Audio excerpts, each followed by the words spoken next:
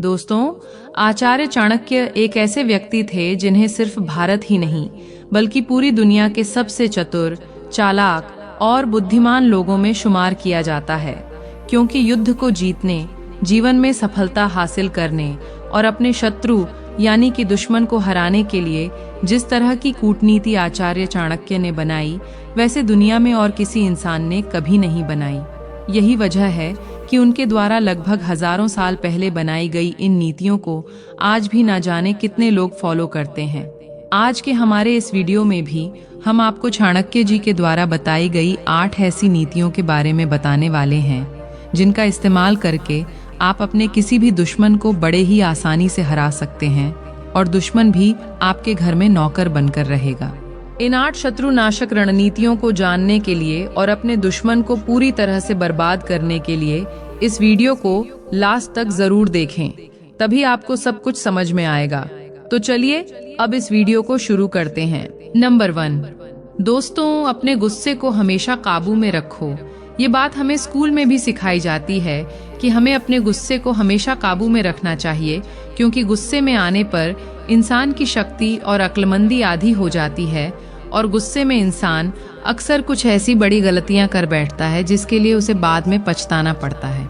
आचार्य चाणक्य खुद कहते हैं कि दुश्मन का सबसे बड़ा घातक हथियार आपको उकसाना ही होता है और हमारे दुश्मन हमेशा हमें उकसाने की कोशिश करते रहते हैं ताकि हम गुस्से में आकर कोई ऐसा कदम उठा लें जिसका वो फायदा उठा सके। शत्रु की इस चाल से बचने के लिए चाणक्य जी हमें यह सलाह देते हैं कि जब तुम्हारा दुश्मन तुम्हें उकसाने की कोशिश करे तो अपने गुस्से को अपने अंदर ऐसे समेट लेना चाहिए जैसे कछुआ अपने शरीर को एक शैल के अंदर समेट लेता है। साथ ही दुश्मन के उकसाने पर कभी भी उसे तुरंत कोई जवाब नहीं देना चाहिए, बल्कि उसकी जगह सब्र से काम लेते हुए सही वक्त आने पर अपनी पूरी तैयारी के साथ दुश्मन पर वार करना चाहिए।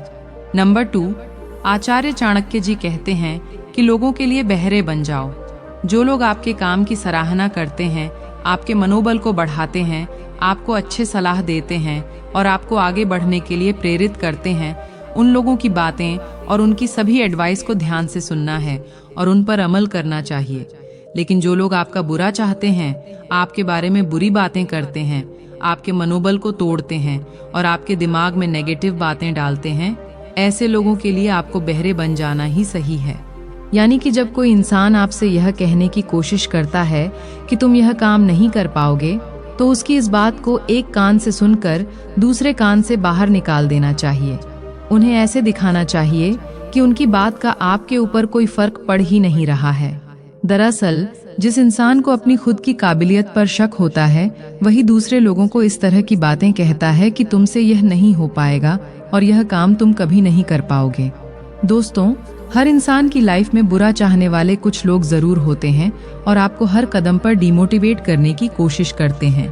अब आप उनकी बातें सुनकर हार मान लेते हो या फिर उनकी बातों को नजरअंदाज करते हुए कामयाबी की बुलंदियों पर पहुंचकर उन्हें मुंह तोड़ जवाब देते हो, ये दोनों ही चीजें सिर्फ आपके ऊपर ही निर्भर करती हैं।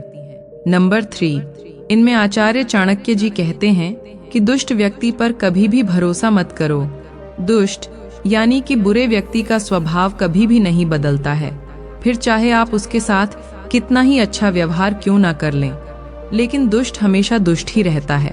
वो कहते हैं कि दुष्ट व्यक्ति से ज्यादा जहरीला इस दुनिया में और कोई नहीं हो सकता है, क्योंकि वो कहते हैं कि सांप का जहर उसके दांतों में होता है और बिच्छू का जहर उसकी पूंछ में, लेकिन दुष्ट इंसान के हर अंग में जहर भरा होता है। इसलिए दुष्ट पर भरोसा करना एक बहुत बड़ी भूल मानी जा। असल में दुष्ट इंसान कभी भी किसी का दोस्त हो ही नहीं सकता। इसलिए चाणक्य दुष्ट लोगों के साथ ठीक वैसे ही बर्ताव करने के लिए कहते हैं जैसे एक जहरीले सांप के साथ किया जाता है। यानी कि जिस तरह जहरीले सांप के फन को कुचल दिया जाता है, ठीक वैसे ही दुष्ट लोगों के साथ भी किया जाना चाहिए। नंबर 4, अगर हाथ में जहर फैल जाए तो उसे काट के फेंक दो। दोस्तों, आचार्य चाणक्य कहते हैं कि अगर हाथ में जहर फैल जाए तो उसको काट देना ही बेहतर होता है, क्योंकि अगर उस जहरीले हाथ को ना काटा गया तो उसका जहर पूरे शरीर में फैल जाएगा, जिससे ना तो सिर्फ शरीर के दूसरे हिस्से को नुकसान होगा, बल्कि उसकी वजह से उस इंसान की मौत भी हो सकती है। असल में चाणक्य ये कहना चाहते हैं कि ऐसे इंसान जो आपका बहुत ज्यादा करीब है, अगर उसके बारे में आपको यह पता चला कि वह अंदर ही अंदर आपका बुरा चाहता है, तो फिर उस इंसान से हमें तुरंत ही दूरी बना लेनी चाहिए, क्योंकि यही वे दुश्मन होते हैं जो कि आपको सबसे गहरा घाव पहुंचाते हैं। ये दुश्मन आपका कोई भाई, आपका कोई दोस्त, रिश्तेदार और यहाँ तक कि आपकी पत्नी भी हो सकती है। दरअसल ये लोग ऊपर से तो ये दिखाते हैं कि वे आपके सगे हैं, लेकिन अंदर ही अंदर वे आपसे बेइंतहा नफरत करते हैं। और इससे पहले कि वे आपको अपनी इस नफरत की आग में भस्म कर दें, आपको ऐसे लोगों को खुद से दूर कर देना चाहिए। नंबर 5, आचार्य चाणक्य कहते हैं कि दुश्मनों को कभी भी घायल करके मत छोड़ो। रोग, सांप और शत्रु, इन तीनों को कभी भी घायल करके नहीं छोड़ना चाहिए, क्योंकि रोग यानी कि बीमारी का अगर पूरा इलाज नहीं किया गया तो फिर वह किसी भी समय दोबारा उभर सकता है। सांप को अगर घायल करके छोड़ दिया गया तो वह घायल होकर पहले से भी ज्यादा खतरनाक हो सकता है। और ठीक उसी तरह अगर शत्रु यानी कि दुश्मन को सिर्फ घायल करके छोड़ दिया गया तो फिर वह अपने उस हार की वजह से बदले की आग में जलता रहेगा, और फिर वही दुश्मन मौका मिलने पर 2 गुने ताकत के साथ हमला कर सकता है। नंबर 6, आचार्य चाणक्य कहते हैं कि अपनी कमजोरियों को कभी भी दुश्मन के सामने उजागर मत करो।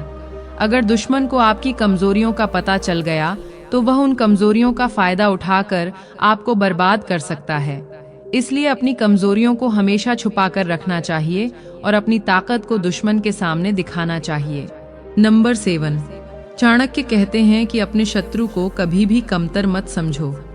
अगर आप अपने दुश्मन को कमजोर समझकर उसकी अनदेखी करेंगे तो वह आपकी इस गलती का फायदा उठाकर आपको नुकसान पहुंचा सकता है। इसलिए दुश्मन को हमेशा गंभीरता से लेना चाहिए और उसके हर कदम पर नजर रखनी चाहिए। नंबर 8, चाणक्य कहते हैं कि दुश्मन के खिलाफ अपनी रणनीति को हमेशा गोपनीय रखना चाहिए। अगर आपकी योजना दुश्मन के सामने उजागर हो गई तो वह इसके लिए पहले से तैयार हो जाएगा और आपके हर वार को नाकाम कर सकता है। इसलिए अपनी योजनाओं को गोपनीय रखें और सही समय पर उन पर अमल करें। इन 8 नीतियों को अपनाकर आप अपने दुश्मन को हराने में सफल हो सकते हैं और अपनी सुरक्षा भी सुनिश्चित कर सकते हैं। आचार्य चाणक्य की इन नीतियों का पालन करके आप जीवन में आने वाली कई कठिनाइयों को भी पार कर सकते हैं और सफलता की ऊंचाइयों को छू सकते हैं। दुश्मन पर हमेशा इस तरह से वार करें ताकि वो दोबारा कभी उठ ना सके। नंबर 6, अपने दुश्मनों से कभी भी नफरत मत करो। दोस्तों, ये बात सुनकर आपको थोड़ा अजीब लग सकता है, लेकिन आचार्य चाणक्य जी का कहना है कि आपको अपने दुश्मनों से कभी भी नफरत नहीं करनी चाहिए, क्योंकि जब कोई इंसान किसी इंसान से नफरत करता है तो वह उसके बारे में अपनी सोचने समझने की क्षमता खो देता है। उसे अपने दुश्मन की सिर्फ कमजोरियां ही नजर आती हैं, जबकि ताकत के बारे में उसे कोई भी ख्याल नहीं अपने अंदर समेट के इसलिए अपनी चतुर नीति और राजनीतिक ज्ञान के मध्य से अपनी ताकत को बढ़ा के महाशक्तिशाली नंद वंश का अंत करके मौर्य वंश की स्थापना करने वाला व्यक्तित्व का नाम है आचार्य विष्णुगुप्त चाणक्य। तो दोस्तों, आज हम इस वीडियो में अपने से ज्यादा ताकतवर शत्रु को हराने के तरीके के बारे में चाणक्य जी के नीति शास्त्र से सीखेंगे।